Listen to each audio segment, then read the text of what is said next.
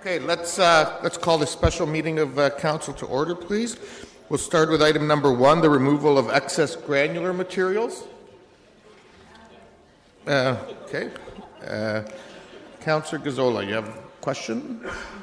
Yeah, I have a number of questions dealing with this. I still don't totally understand the issue. I'd like to know where all this excess material comes from. Does it come from city streets, city properties, or does it come from private properties? Where's the origin of it?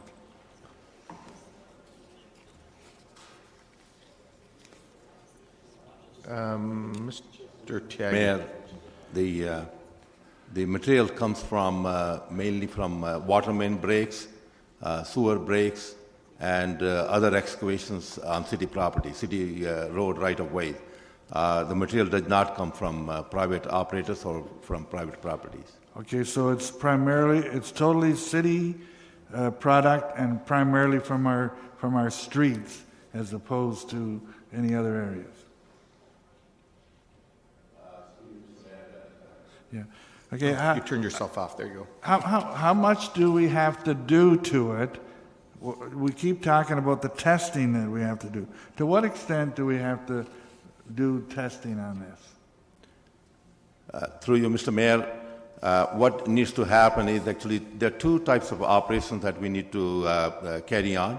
The first is the testing of the material to find out how much contamination is in the material before we can decide what to do with the material. In some cases, the contamination level may be so high that we have to dispose it off according to regulations. In other cases, the material could be disposed of for landfilling and other operations. So that's one aspect. The second aspect is material that comes to the yard often is quite wet, and we try to dry it out as much as we can before it is disposed of. Okay. How much storage room do we have at the center? I understand we're from what I'm seeing here, you're collecting 12,000 metric tons a year. Is that correct? Or is that an amount that's accumulated? How much storage room do we have there?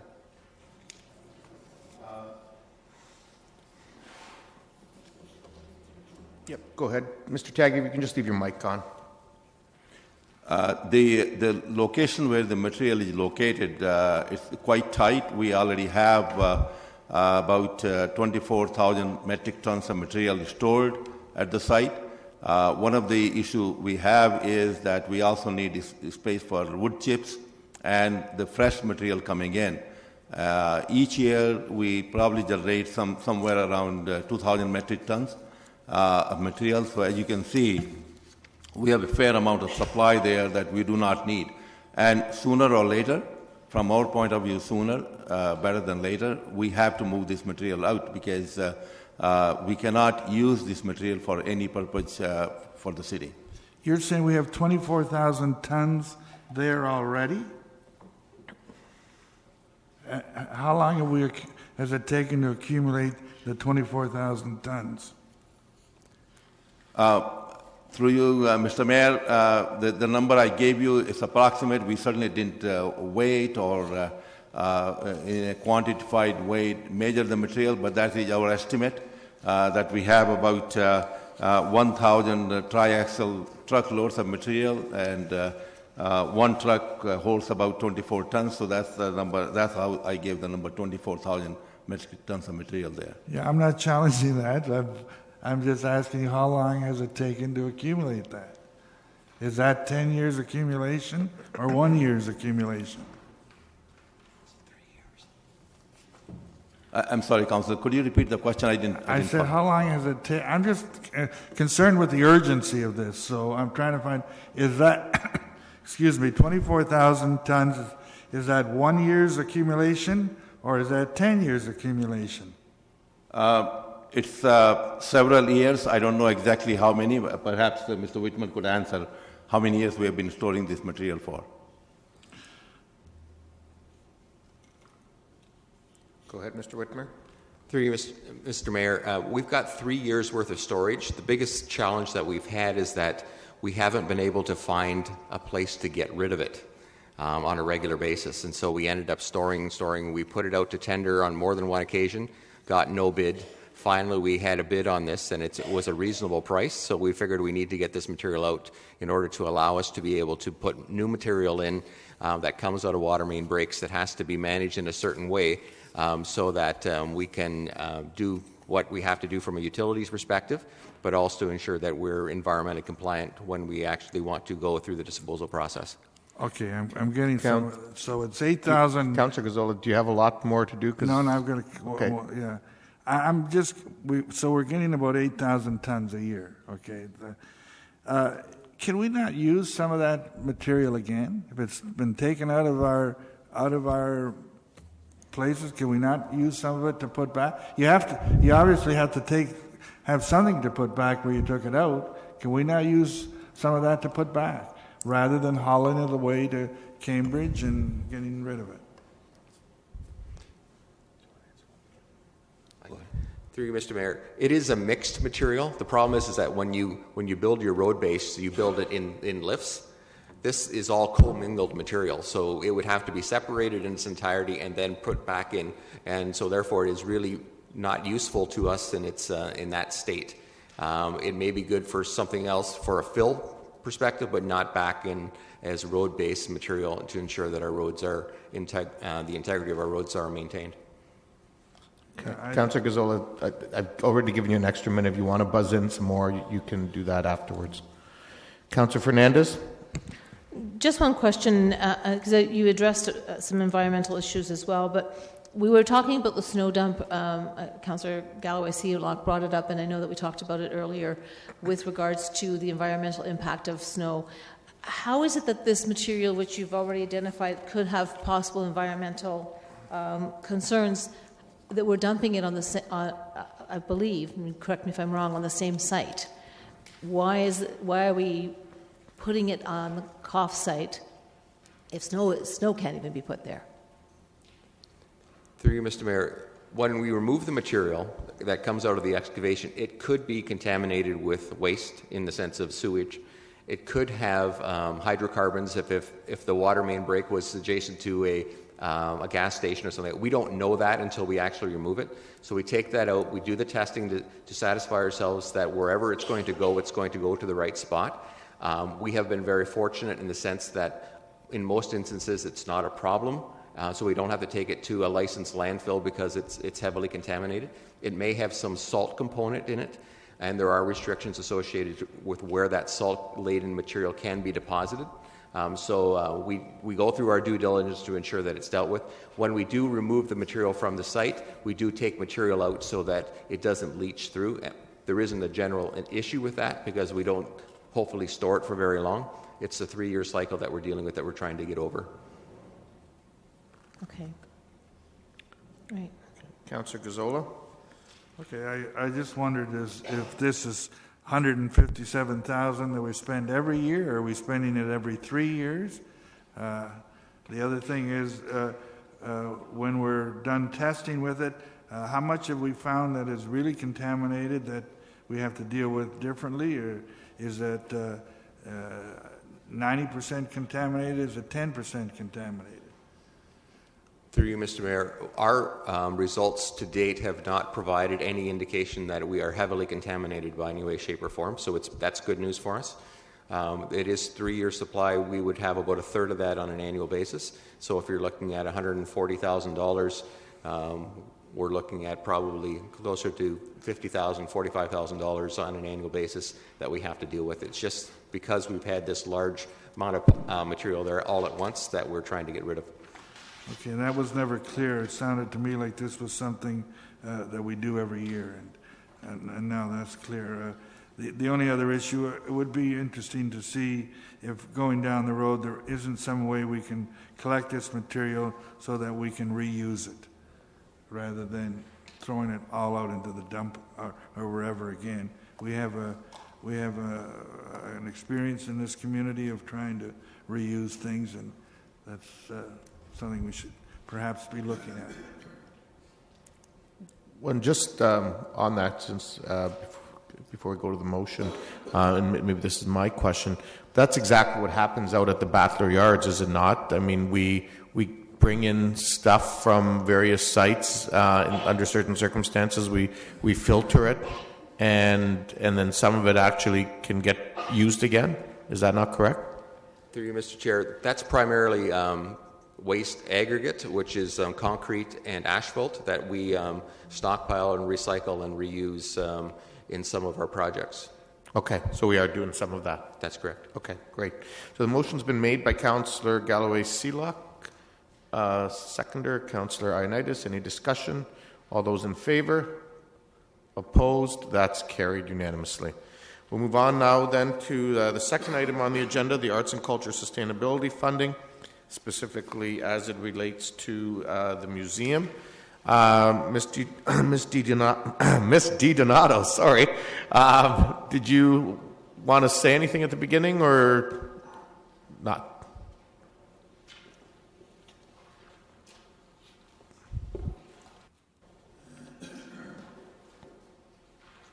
If I can just ask you to click in. Go ahead. Through the mayor, we are with us today are representatives from the museum to speak about that portion of the Arts Sustainability Fund. As a quick reminder, the Arts Sustainability Fund is a separate additional funding that was created and started in 2010. And the purpose of that fund was to make up for a shortfall that was identified region-wide, and each city and the region had developed a program for funding at that level. And in the case of the City of Kitchener, we have the pillar organizations, as they're called, and that is the museum, the Kitchener Art Gallery, and the Kitchener Waterloo Symphony. And today we're here to hear from the museum. Okay, questions of staff. Councillor Gazzola? Yeah, I just wanted to, if you could just give me a summary of what the city gives to the museum. Everything that's included. Through the mayor, at this time we are working on the final numbers for those questions. The museum receives, in addition to the $120,000 sustainability fund, and I stand to be corrected, there's also a total of in-kind, which includes parking and the space at the museum, and I believe that adds up to, for maintenance and so forth, in-kind, additionally a total of about $112,000. Okay. Just on that, Councillor Gazzola, I've asked Mr. Chapman to actually give us for all three organizations. Did you want him to share that with us so that you see it for all three, or are you just interested in the museum? Well, it doesn't help me to share with the other two because they're already gone and spent the money. So okay, that's fine. I'll ask that later then. Go ahead. I just want to deal with the museum at this time. Is that it? Is there anything else? 120,000, 112,000, anything else? Through the mayor, those are the amounts that I'm aware of at this time. What I'm trying to get at, the fact that they pay no rent, right? Is there a value to that? Mr. Chapman? Through the chair, you're correct that there is no rent accounted for. I don't know the value of that. There is an allocation in capital that's fairly modest that covers our costs to do capital maintenance on the building. Yeah. The property wouldn't pay property taxes, right? Correct. Thank you. Councillor Etherington? Through you, Mr. Mayor, just to, on page 2-20 in the museum finances, it mentions there City of Kitchener gift in kind 65,978. Which is it, 66 or 112,000? Perhaps that's a question we can ask Mr. Marskel to answer. It may be just the way different groups account for things. Mr. Marskel, if you want to come forward. We're still focusing on questions of staff, but if you can help us with that one, sure. Good afternoon, everybody. We do not receive any operating money, and we receive 120, which began 5 years ago. It's been flatlined for the 5 years, and there's a maintenance parking budget that totals 112 or so, which the city controls. And last year, and we never spend that amount. The city controls it, and I believe in 2013, about 68,000 was spent, not 112,000. And it's things for the roof or the furnace or capital nature. And my other question is to staff on the Sustainability Fund, a very basic question on page 2-2. It mentions $1 million from increased private sector contributions, $1 million from increased support from provincial and federal programs. Has either of those happened?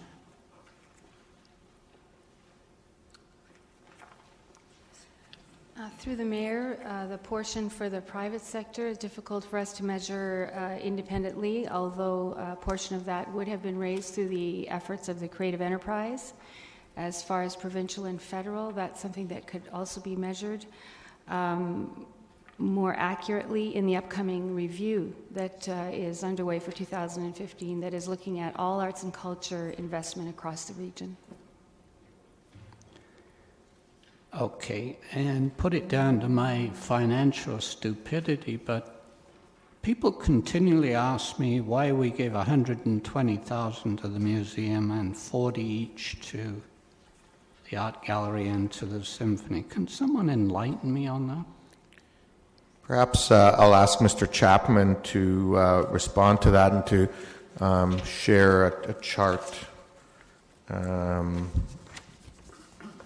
of information that we got today. I'm trying to figure out where to turn you on. Okay.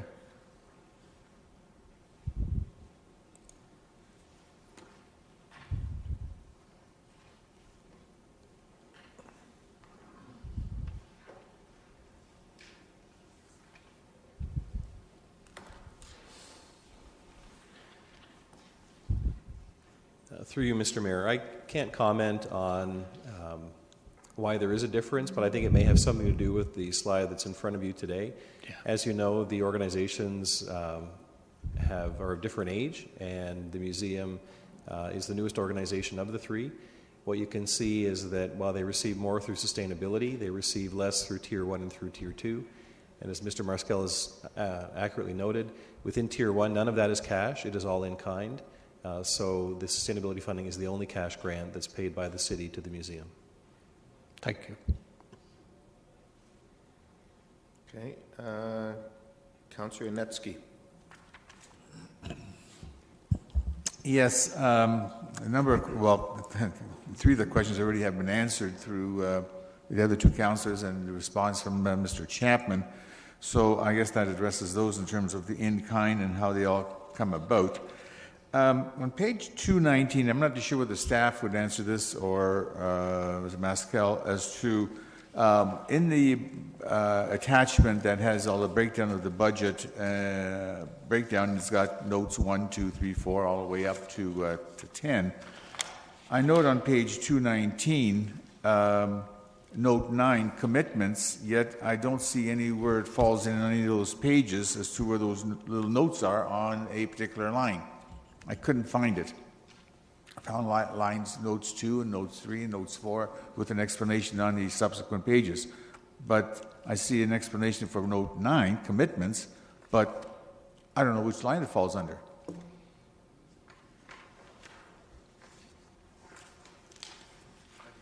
Mr. Chapman? Through the chair, when you see the notes referenced in the financial statements, that's because there is a past transaction that's given rise to that note. In this case, by its very nature, commitments represent the future commitments of the museum, either a nominal lease with the city that goes out for 50 years or future commitments to pay for exhibits. Those are not historic costs, and therefore there is no reference to them either in the balance sheet or the income statement. So then it doesn't fit into any line here and between pages 2.9 and 2.12? That's correct. So it's just more of a comment? I think commitment notes are intended to advise the reader of the future obligations of an organization so that as you're reading the historical financial information, you also have a sense as to what future commitments the organization has made.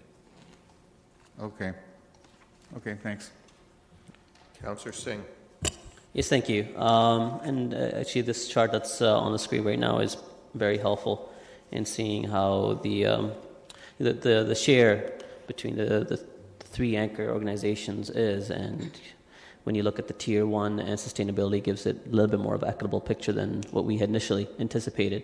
So my question more specifically to the museum, prior to the per capita funding that started in 2011, was there any sustainability funding given to the museum prior to that, apart from in-kind and free rent? No, again, Tier 1 is not dollars in our case. It is for the other organizations. I understand. So prior to the Sustainability Fund, which was kind of a catch-up, as was suggested, we did not receive any operating. From time to time, we would come for a specific request when we had a special exhibit or something. That might have been $10,000 or $20,000, depending on the ask. So that was a considerable increase from no sustainability funding to $120,000 starting in 2011. Yeah, I mean, that was the whole point of the Prosperity Council's. And sorry, question back to staff, was there any sustainability funding going to the art gallery or the symphony, or that was new funding as well? I mean in other ways then. Mr. Chapman? Through the chair, I think it's the same thing. It was new funding. The only exception may be the symphony that you recall around 2007. There was a Save Our Symphony campaign, and the city made a considerable pledge towards that campaign. Okay, all right. And Mr. Councillor Singh, just to clarify the one thing, I think it's important to point out that the art gallery and the symphony, while they didn't get sustainability, got the two amounts that were under Tier 1 consistently prior to that. Yes. Councillor Davey. Sorry, before we continue, I have several questions as well, but does the delegation have a presentation to make? Yes, he will. Yep. Okay. We're just doing the questions of staff. Could we? Okay. Okay. Okay, go ahead. Actually, that's not a bad idea. Perhaps just hearing the presentation, and that may raise some additional questions of staff as well.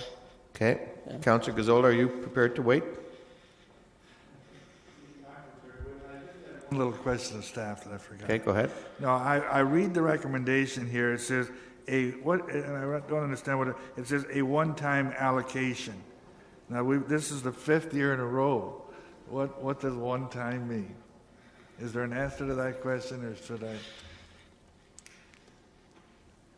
One more time. Mr. Wilmer. One more time? Through the chair, I'll answer that because I think I crafted the words a number of years ago. What it really means is that there's no commitment beyond this year. Okay, that's sort of implied, but you'll probably be here again next year, though, with it. That's a question for Mr. Moscow. Okay, that's... And there is a review, is that not correct, Mr. Wilmer, that you're doing of all arts organizations? That's right. As Ms. DiDonato mentioned earlier, it's not so much a review of all arts organizations, it's a review of the sustainability funding, how it's allocated, what results has it achieved. That review is underway and will be delivered to you within a few months. And it's for that reason that we suggested that 2015 probably is a business as usual year. We may be looking at things quite differently for 2016. Okay. Councillor Ioannidis. Whoops. Go ahead.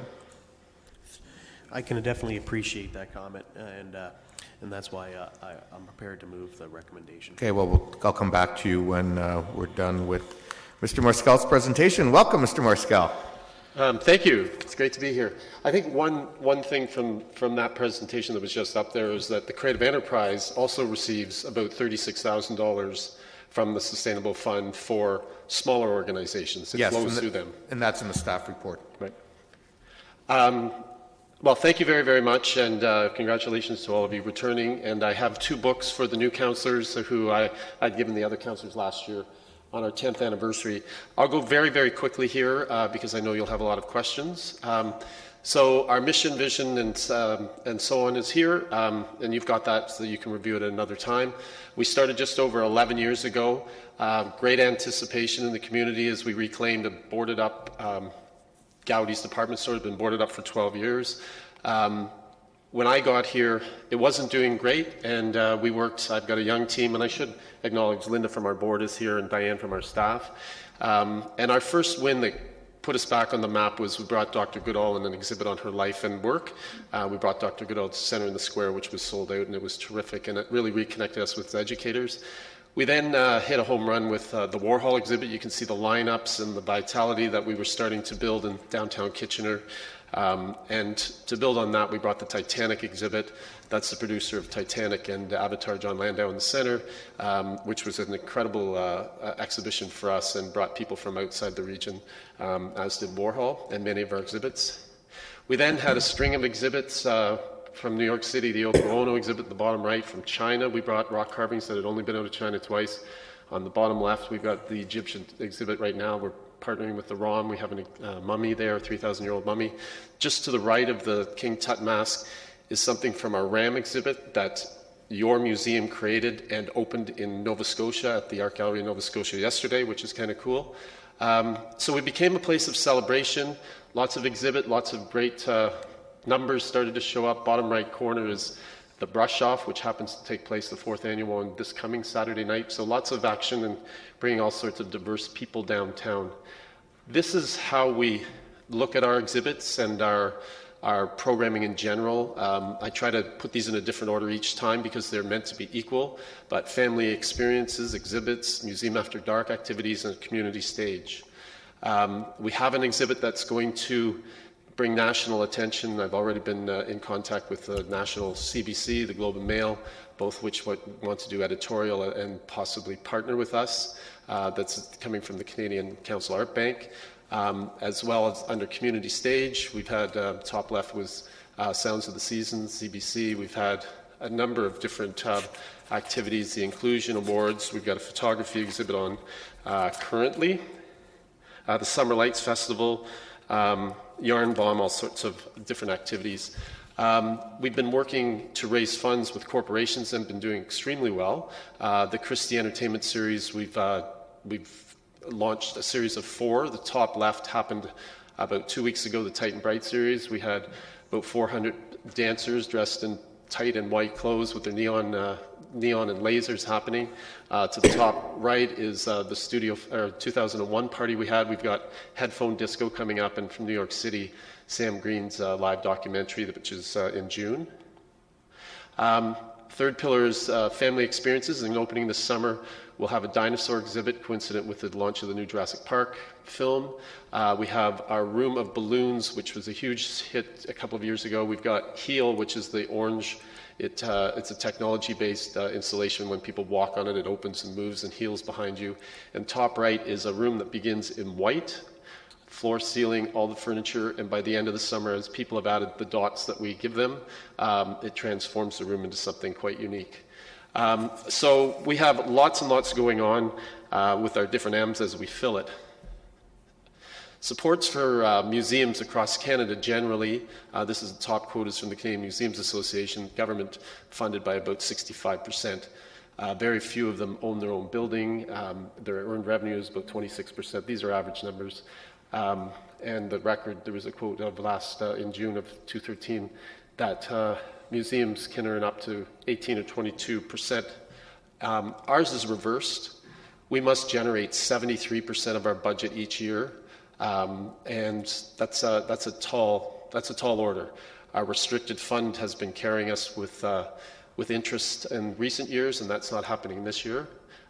So again, that's a pretty tough order for us to do year in and year out. Our 3 streams of revenue.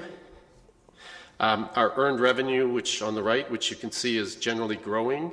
Our development, which has gone up, but in recent years with the economy and so on, a lot of foundations are pulling back, and it's much tougher raising money through certain funds. And then you can see a combined amount of money from municipal funding, which is for the most part sustainable funding from Waterloo, the region, and the city of Kitchener. We have, as a result, tried to diversify our revenues. And again, starting on the left, our rentals, you can see they've been climbing, and we've been doing a lot of special events. I've mentioned a couple already. Our camps are solid, memberships are solid. Our emissions, the red one is the year of the Titanic, but you can see generally they're growing. Our school groups, despite even the year of unrest with teachers, held its own and continues to grow, as does merchandising. The other line is social enterprise. We have Imbibe, which we have brought in. We also do social media for the Accelerator Center and for the ROM and other organizations. And our expenses, as you can see, the blue is our staffing expense, and we've cut $300,000 from that in the last 3 or 4 years. Our utilities represents approximately what the City of Kitchener gives us annually, and our exhibits, we've had to start cutting back there as well. And be more creative and strategic in how we negotiate to bring exhibits in. Our value, there's tourism and economic impact value. 33% of visitors come from Kitchener. 45% come from outside of the region, which is a consistent number, above 30-35%, which is really, really great for the region, and something I'm very proud of, that we can motivate people to come from afar. We put $23 million of spending in 2014 based on the Provincial Economic Impact Tool, TREM. I won't read all of these. I think you have them in front of you. Accessibility, we've open till 9 o'clock on Wednesdays now for $5 all day, Wednesdays till 9, which is really growing. In the summer nights, we get up to about 800 people a day at $5, which is great. Accessibility passes and other things that we help. The bottom one, the Lyle S. Hallman Tot Spot, we're updating that for children with autism and mental development disorder, which is great. We just received $30,000 from the federal government. Lots of different partnerships with corporations, the AGO, the ROM, and certainly across this region, we're working with a number of people, and by this region, I stretch it all the way to Stratford. We're working with them right now. This number is where you were chatting about, again, zero operating dollars, 120 from the Sustainable Fund, which is what you're discussing today. 2013, we got about 68,000 in that annual maintenance fund that's not cash to us, but takes care of the city's building. And we leverage that into about 1.9. We've cut our budget by almost $1 million in the last 4 or 5 years. And our board has been working hard. These are just 5 strategies we've been working on and are executing right now. Thank you. Okay, great. Thank you very much, Mr. Marscal.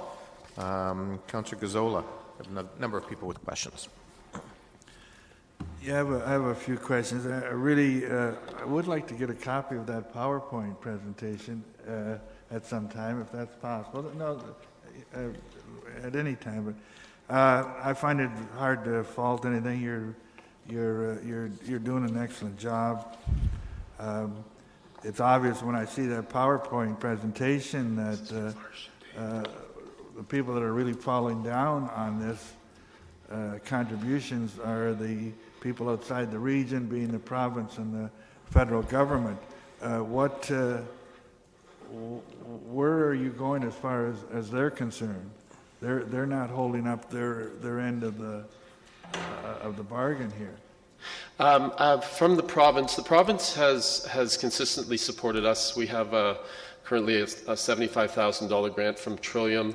We just received the check about a week ago from OCAF, the Ontario Council of Art Fund, for $75,000. So the province actually has supported us on a consistent basis. The federal government, it's not to the point I'd like it to be. As I mentioned, the Tot Spot, we just received $30,000 from them.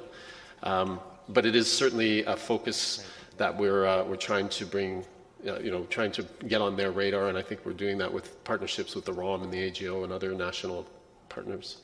Okay, but the statements we have here said that in 2013 the province gave you $251,000, and in 2014 gave you $46,000. That's a big swing.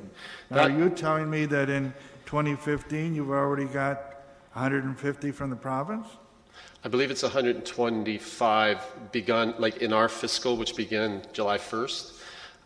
The huge year that you mentioned of in excess of $250,000 was a unique year in that we brought from China an exhibit that had only been out of China once before, and the province supported it with 3 different funds, mostly tourism-related funds to bring people to the museum. I don't, now that you mentioned it, I don't see any budget figures here for either last year or this year, and we're halfway through a year. Are budget figures available? In terms of our budget of how we are doing, yes. We are pretty much on budget. As you can see from our numbers, we turned the budget you have in front of you from 13 to 14. Our bottom line was better by about 20%, give or take. And this year we are on budget. We just were this morning working on a reforecast. I don't believe we've shared with you our current numbers. We're in middle of our year. No, I haven't seen anything. What for the year ending 2015? What's your bottom line estimated to be? Our budget basically to break even, but I think we built it in at $20,000, and we were looking at that this morning, as I say, as a reforecast, and we're give or take, we believe that we'll get there. So you're going to break even. Now, tell me, what did you do last year? We lost $105,000, which was better from the previous year, which was about $120,000.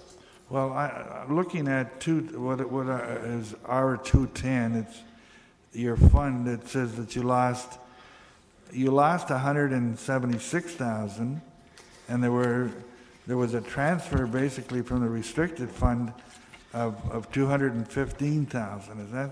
That's correct, is it? Yes, the markets were roaring, and thankfully they were, that we could go into that restricted fund and use the interest. We keep the principal intact, but again, thankfully that the markets carried us through that year. At the end of at the 2014 date, you were $602,000 in the red as far as an accumulated deficit is concerned. Where is that figure going to be at the end of June 2015? I don't know. I can come back and send you information as we try to reforecast that. Does it look good or bad? We're having a good year, and we're on budget. As a not-for-profit, getting to zero is the goal. Yeah. Okay, my last question. I will like to make later on some comments, but as far as questions, you have investments of $1,854,000 at the end of June of last year. I suspect those are worth considerably more now. That's the restricted fund I was... What are those for? How are they restricted from you? Or yeah, exactly. And we bring in the interest. And so the fund is at, give or take that number, and we bring in the interest, which we've not been able to do that this year in the last 2 or 3 months. The markets haven't been performing. Well, they've been pretty good up till the last month or so. Which means we've had to diversify with our rentals and our... I mean, the one way we can solve this is just charge everybody $25 at the front door, and we would be doing really well, but then nobody would come. Yeah. Okay, I was just concerned as to whether there was any way you can touch those restricted funds. And, obviously there isn't. Right? Thank you. Councillor Davey. Thank you. Councillor Gazzola covered a lot of my questions, which is good. I just have, and it might be coming from a place of ignorance because there isn't a whole lot of history in the report that we got, nor projections, but going through the numbers, there's been several, looks like dramatic slashes from 2013 to 2014. The marketing budget by some 35%, general admission around the same. Your exhibit has been cut in half, and to your credit, salaries are down about 10% as well. I heard you mention the China exhibit. Are there other contributing factors to that big swing in expenditures and where you're investing? There was definitely a big swing in terms of marketing dollars, and that was offset by the 3 provincial grants I mentioned a moment ago. I mean, we have our budget has reduced over the years as we've been had to deal with what we've been given and try to increase our earned revenue. Our model has been on the gate price, the gate admission revenues, and that's not sustainable model. So we've been trying to build out other revenue streams. Okay, so in previous years, I guess, again, I'm just trying to get an idea of where the museum is going to be in the not too distant future. Again, so looking at marketing, it went from $277,000 you spent on marketing in 2013, and that went all the way down to $182,000. 2012 and beyond, going backwards, was there significant cuts, or was it just a blip in that single year? Sorry, which year? I mean, hopefully I'm answering. Oh, sorry, I'm on page 5 of your report, 2-11 of ours. I don't have the city report. Oh, okay. Thank you. I mean, the bottom line is, in any given year, we have different expenses for the exhibits. In the year of China, we also had Avatar, and it was a very large year in terms of us outlaying funds to bring in exhibits to the community. This year, we've had a very long run with Egypt, and we were able to negotiate very hard to get the right deal. Different formula, again, in terms of how it was a risk share with them, but that's worked out well for us. So in any given year, depending on the programming, can blip the expenses. Do you know for the next fiscal year where do you see these generally going up or down, or staying the same? Well, in part it depends on how much, if you continue to give us what you've given us for the last 5 years. We're just looking into the fall right now. We are, for 2016, working with an organization who wish to invest several $1 million to build something that this community can premiere, and then we would help tour it with them. That's a unique project for sure. But we're just working into 2015 now, the fall of this year. That's as far as we can sort of get out there, considering our finances. Okay, and I'm not sure if this is a question of our staff or not, and forgive me if it was actually asked the last time we dealt with this, but was the condition of the building raised? Like, we just went through the condition of the actual museum, the building, which we own. We just went through, obviously, a bit of a serious issue with the center and the square, and I want to make sure that the capital costs of that building are being maintained properly. My understanding was that the organization, the Children's Museum, raised $17 million in cash, goods and services, and upgraded your building that was boarded up for 12 years. And in return, we have a 50-year lease at $1 a year. I believe that's the basic, simplistic model. Okay, so to the best of your knowledge, there isn't going to be any major capital revenue costs that we're behind on? No, there's an annual maintenance, but there's nothing built in for capital per se. And that's covering it. Very good. Okay, thank you. Mr. Regier, you wanted to add to that? Just to clarify that this is a different arrangement than Center in the Square in the sense that we as a city maintain that building 100%. So that in-kind amount is managed by staff and they repair the building. There's 6 people that are queued in, so I just want to remind people that we're very quickly eating into the end of our lunch period, and we have caucus during that lunch, and so I just want people to keep all that in mind. And we have another committee starting at 2. Councillor Singh. Mr. Muscala, you showed a contrast between what other museum organizations, how their funding model works as opposed to how the museum is. It's a very direct contrast. So, and he also referred to significant changes restructuring changes that were made in salaries as well as other costs as well. Has that change been because of that, or from the onset when the museum came to be here, that the funding model has been the same way, where the more line share came from earned revenue as opposed to granting? When I arrived about 8 years ago, the Children's Museum was about to close, and I realized that it had to become more than just for children and appeal to a much broader demographic, and it had the ability to bring tourism to this community. Those were the 2 things I saw right away. So without the funding in place, I had to go to revenue from our gate and try to find other ancillary revenue streams. We didn't have a store or a restaurant or parking, so it had to come from within the actual building. Other museums receive 100% of funding, which is terrific. But we have to work at our sewer and revenue and other streams. Okay, and I'm not intending on making this question difficult for you, and that's where I was trying to get at too. When an organization deals in dire circumstances, innovative approaches come to be, and you just quickly outlined them. And is there still room for more kind of conditional evolution and changes where more reliance can be put on earned revenue as opposed to grants coming from different orders of government? Museums cannot exist without subsidy. No museum is profitable. No museum could be open without significant input from the municipality, province, and federal government. That's how museums operate. Is there room for innovation? Absolutely. With the Egyptian exhibit, I can't go into details, but we were very, very tough in how we negotiated, and we created a model with our partner that rather than us just writing them a check, that there was a revenue share model that was created. So there's lots of room for innovation.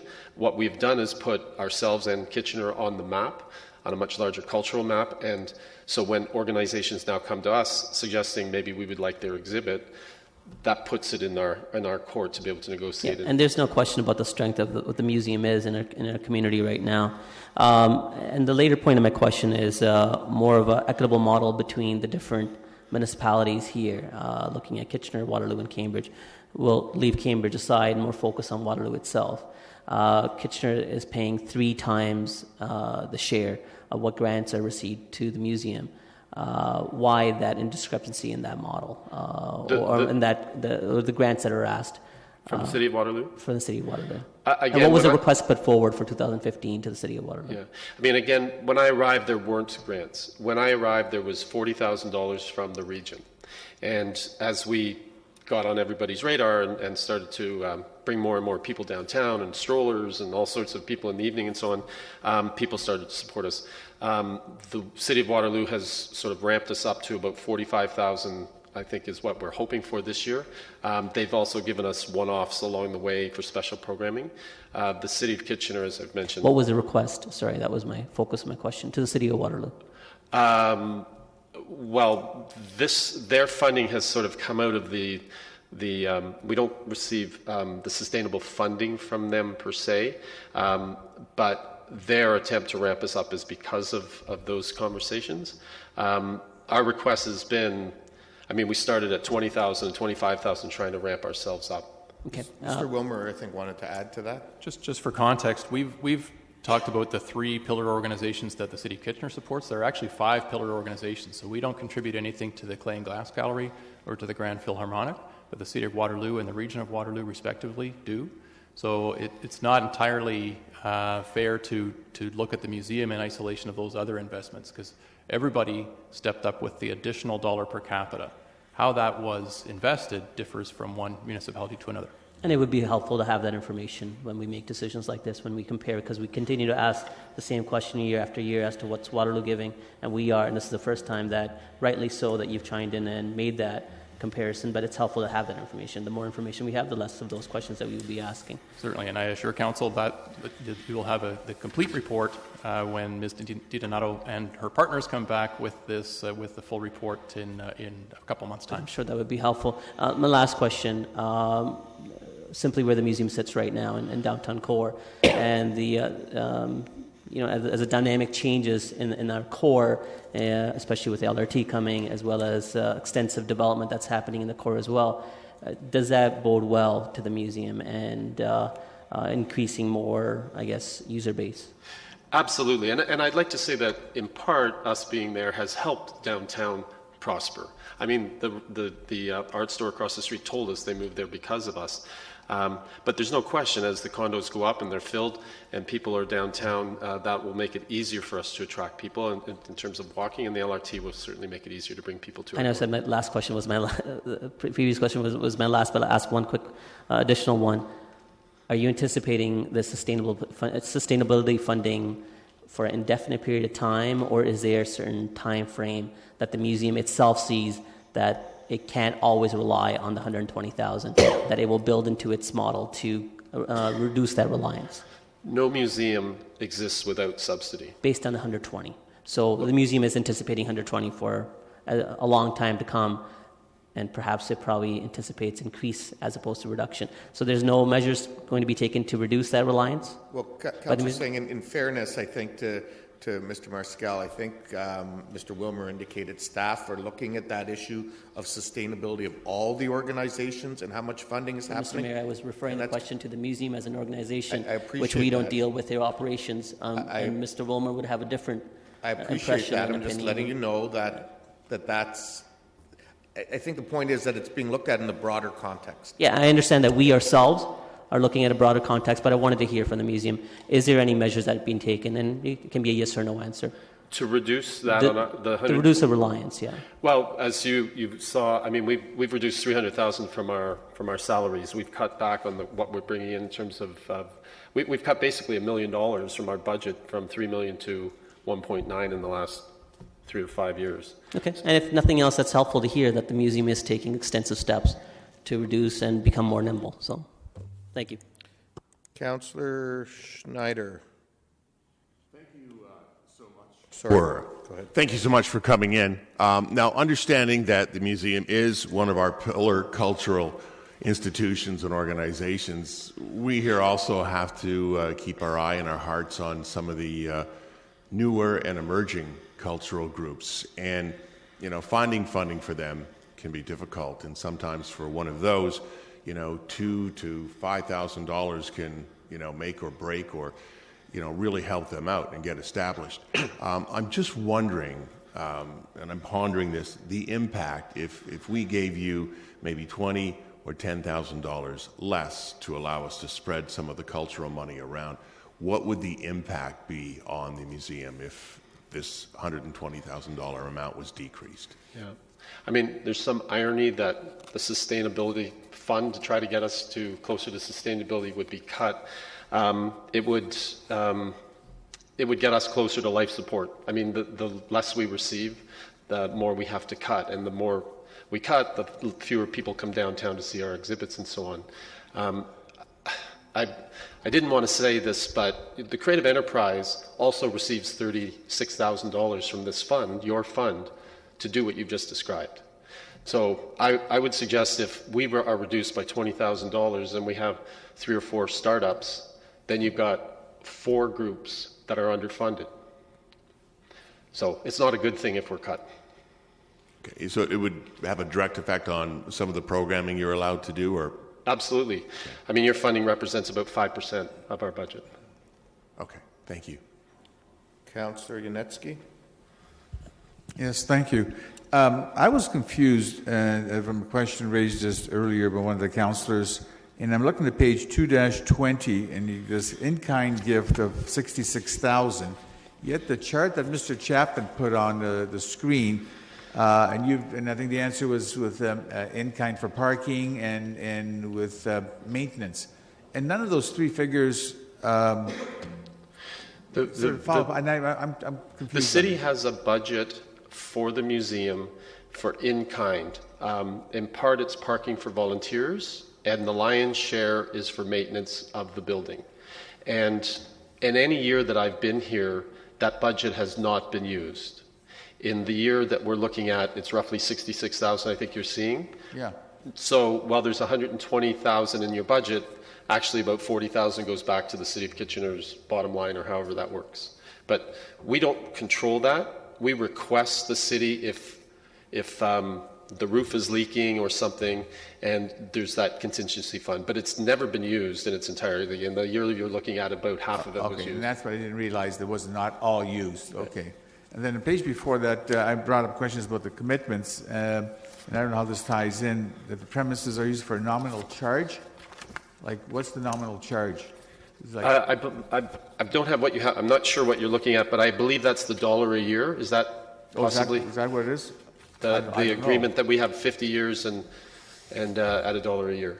Okay, so so that's your page 13 of your report. Okay. I believe that's what it is. And then there was some prepaid expenses. Prepaid expenses. Does it talk about $36,000 in exhibits? No, I'm talking at the top line, the nominal charge. So you're saying it's $1? I assume that's what that is, yes. Okay, so that's for the next 49 years will be $1. Yeah. Okay. We think you're getting a good deal. Yeah. And I think that was it. Oh, I know. The other question was, you get $120,000 up front right now. What would and the whole purpose of supporting the Symphony and the Art Gallery at the same time was to give them cash flow immediately so they can do business for the next month or two or whatever. But you get the big chunk, you get the 120. What about getting 40,000 like the others do, and you get the balance after budget is approved? They rightly so receive $200,000 or whatever the numbers are each for operating. Yeah. We don't receive that. We get zero. Well, I understand that, but they get their 40,000 up front, right at the beginning, and why can't you get the 40,000 as well, and then still get the balance? It still adds up to 200,000 in the end, does it not? I think this was the reason for this report is that our cash flow, as we receive monies from City of Kitchener, Waterloo, and the region, and $3,500 from Cambridge, that comes in the first month of the year, and then we have to make do. So coming into October, November, and December, it's an extremely tough to manage our cash flow. So our request, which prompted this meeting, was if there's a review for 216 and 215 was status quo, there was an election which moved your process off a month. Right. Would it be possible for us to receive it in advance so that, as we have every other year, but just in January, as early as possible? Okay, so then you mentioned, you made a comment. So do you also receive advancements from the region and Waterloo as well? Yes. Right up front? Yes. Okay. The city, yes. To answer your question, yes.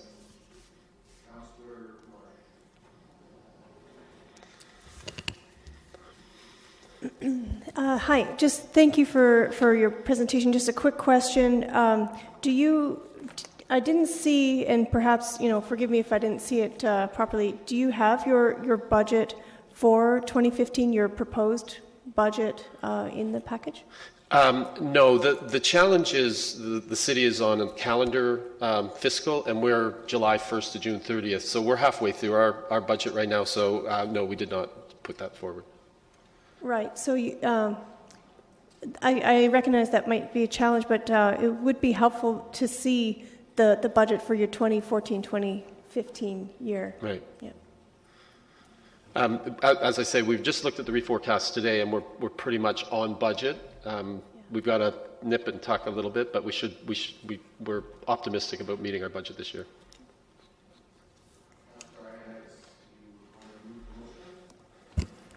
Yes, I'm prepared to move the motion, and I don't see this as an unreasonable request by the museum, considering that we did give out dollars to the other organizations, and it is a fair, equitable split among all three of the organizations that we are supporting with that fund.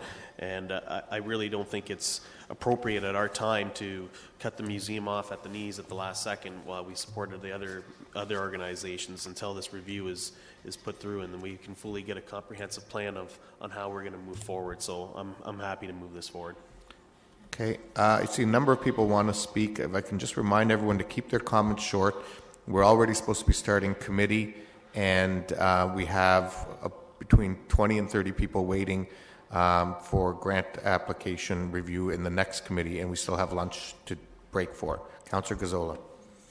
Yeah, I would like to make an amendment to that. I would like to move an amount of $40,000, the same as the other two organizations received. And I have some comments. Okay. I can't, Mr. Clerk, I'm just wondering, when it comes to an amount like that, is that considered an amendment, or is that a contrary motion? Through Mayor Urbanovic, the reduction amount would be considered an amendment because it doesn't reduce the grant amount, it just lowers the grant amount. Okay, so I'll deal with it as an amendment. It's fine. I'll come back to your amendment, Councillor Gazzola. You come back to... Yeah, we'll vote on your amendment first. You to speak to it. Oh, okay. Yeah. We got to keep things moving along. So okay, sorry, make your comments. Sorry, yeah. I have never supported this for the 5 years that this has been in the process.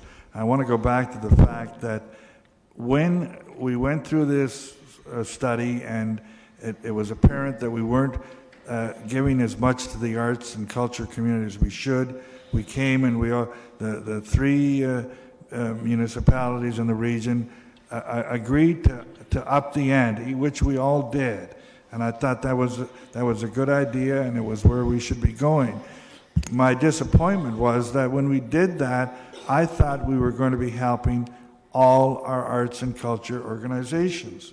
Like all afternoon, we have literally hundreds of other organizations that are starting out or in their early years and that need support.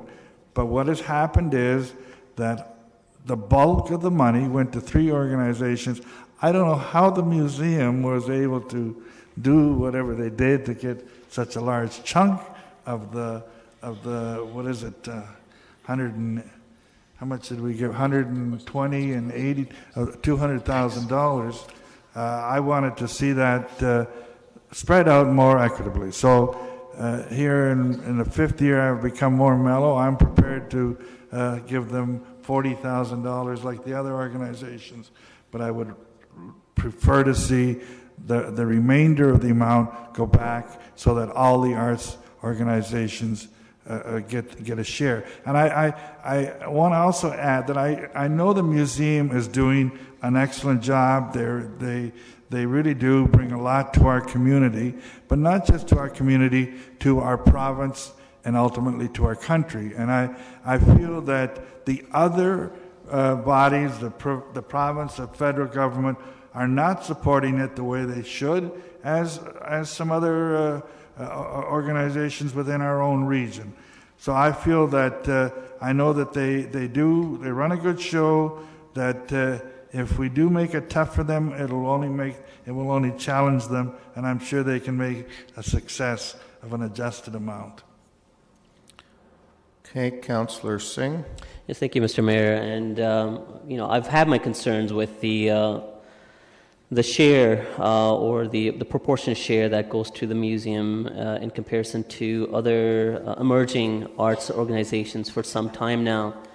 And that's one of the reasons why I've continued to raise some concerns and questions related to the amount that's given to the museum, and perhaps they should be looking at reducing their reliance specifically to the City of Kitchener when they already reduce considerable funding in other formats through no rent and other in-kind services as well. But at the same time, I'm supportive of the recommendation before us for the $120,000 for this year for one reason only. We owe it a certain responsibility to an organization that does considerable good to our community, to this downtown core, that's expecting this this funding for this year, for 2015 going forward. And at the same time, I'd like to give notice that, again, I look forward to seeing a more comprehensive review of all our organizations and how they receive funding and what that right model and right proportionate share needs to be. And my recommendation to the museum that they go forward with a lesser anticipation in future years if there is that change. But because this is sudden, and I think we have to be fair, I'm willing to support the $120,000 for this year alone. Councillor Fernandez. I was listening very carefully to what Mr. Marscal was saying about sustainability and the ability for museums, and I think I'm assuming what he was referring to is across Canada, most museums and arts organizations are dependent on additional funding. I think that's reality. I think if we want to have these organizations in our community, we have to accept the fact that they're always going to be coming with their hand and hat in hand and ask for funding. So we need to decide in the coming months with the review that's happening, how much are we prepared to do that, and in a way stop asking them to keep coming hat in hand. I think it's very challenging and almost demeaning, I think, to some of these people who work so diligently and so hard to bring arts and culture to our community, to have to constantly come begging to the table. So we need to either find a proper formula that works and stick with that, whether we say from now until 5 years from now, you're going to get 120,000 or you're going to get 80,000 or whatever. And then from there they can know what they're getting, and then they can build on that, their revenues, their exhibits, and everything else. So that's just my comment. I'm not sure which way I'm voting on. Councillor Galloway-Seelock. Yeah, I just quickly wanted to mention that when this was brought forward a number of years ago, that it was clear that the pillar organizations needed money. Because without them, the rest of the community and the arts community suffers, because we need to have those pillar organizations in our community to function. And that was what the Prosperity Council brought out of the report. That's why the money has been allocated where it is to these pillar organizations within the city of Kitchener. I know Mr. Wilmer's already touched upon, but I'm pretty sure there's sustainability funding above 40,000 for the art gallery and the symphony. It just doesn't come from us. I believe it comes from Waterloo and the region, whereas we really are taking the bulk of the museum, and it was just the way that it was worked out when the 1% per capita was handed out. And so that was one of the main driving forces behind the Prosperity Council when this was initially brought to us. I think it's important to continue to recognize that, and it's been said by a number of the people around the Horseshoe already, that we're in the middle of a review. We've asked staff to do this review because we've had a number of questions, and I think it's important that we allow that to happen, and really we've given that mandate, and we need to allow that comprehensive review to happen before we start really looking at how we can differently distribute funds. We have more money this year for the mid-career organizations and emerging ones than we've had over the course of the last number of years, because as we continue to grow, that number continues to increase. And so we have the ability to fund some of those right now. And I'm not saying we shouldn't look to that in the future, but I think that the review will really help us and guide us in the right direction moving forward. We've committed to these funds. The museum is expecting these funds this year. Moving forward, I don't have a problem questioning them, but that review really needs to come to us before we make these decisions. Councillor Etherington. Just very quickly, through you, Mr. Chair, I also very much want to see more of this money going to smaller arts groups, including the $39,400 that Creative Enterprise is going to be asking for. But I'm prepared to honour this current $120,000 commitment for this year. But I would like to serve notice on the museum that I will not support it for next year. I don't intend to continue supporting it. So I hope we can change that around for next year and future years. Okay, before I make my comments, going back to Councillor Gazzola's amendment, is there a seconder for that? I failed to take a seconder. Seconded by Councillor Yanetsky. Okay, thank you. And if I can ask you, Mr. Goody, just to put that chart back up on the screen as I make my comments. I will be supporting the grant request as it is before us for a number of reasons. First of all, I'll be supporting it because there is an ongoing plan that was put in place through the sustainability funding, as Councillor Galloway-Seelock referenced, to ensure that our pillar organizations continue to be successful and thrive. Just for those who weren't around the Horseshoe at the time when that was started, the reason that the museum got a different level of funding was partially because of the fact that the other two organizations already had significant amounts that they were getting through the Tier 1 funding. So their needs were not deemed to be at the same level as the museum was. As we also heard, the Tier 1 funding doesn't get spent every year. In fact, last year was an example. They got about half of that money in terms of what was actually used for maintenance and parking purposes. So in fact, we're funding that organization to maybe about 2/3 of the level of the symphony and probably about a little better than half of what the art gallery is getting. I think it's important to not lose sight of the fact that the museum considerably adds to the vitality of our downtown. I know in speaking with Mr. Marskell, I mean, last year they brought about 65,000 people to the core. In the year of, I think it was the Titanic exhibit, it was closer to 90,000 people. I ask ourselves, collectively, we have to say to ourselves, you know, if the museum wasn't here, are we ready to see that kind of hit to our downtown core of not seeing those people walking the streets of downtown Kitchener? What would the impact be on the rest of the businesses in our downtown? I am the first one to look for organizations to be innovative, to challenge them, to come up with great ideas, but I'm also not prepared to spin the roulette wheel and run the risk of it landing on close and start again. I don't think that that's a viable option. And so I'm going to support this year. I hope the majority support the original funding as was proposed, and then we'll have a broader discussion about appropriate funding for the overall arts sector as part of the review that Mr. Wilmers talked about. So we'll start with the motion, the amendment. A recorded vote has been asked for the amendment. Okay, Mr. Clerk.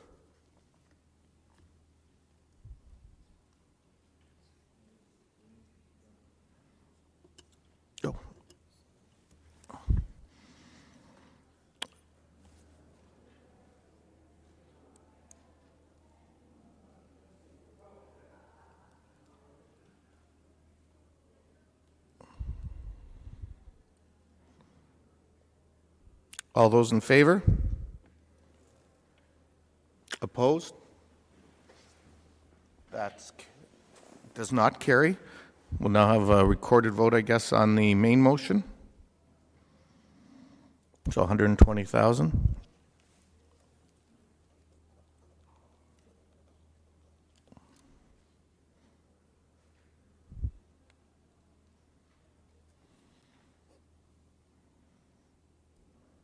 All those in favor?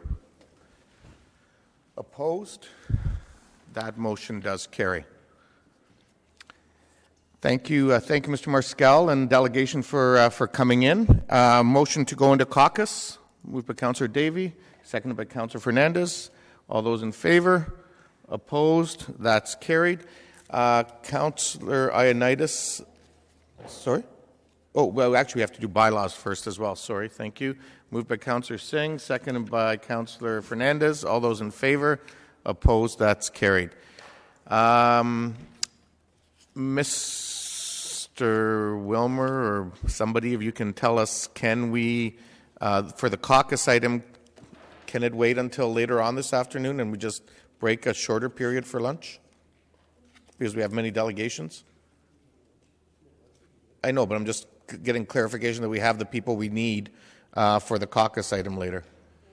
So I think it's two options, but you can either deal with the caucus item while you're having lunch, or you can pick it up at the end of the day. Is that what you're looking at? Yeah.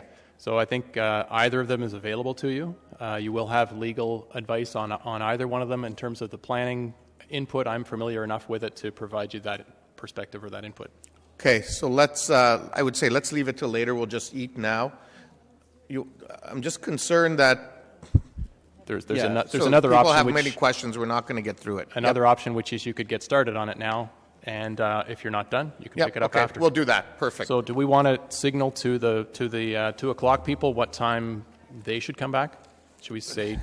I would say realistically, we'll shoot for 2:30. It's a quick lunch. That's probably not realistic. That's not realistic. Let's say 2:45. Let's say 2:45. Optimistic, even. Thank you, folks, and sorry for running late today.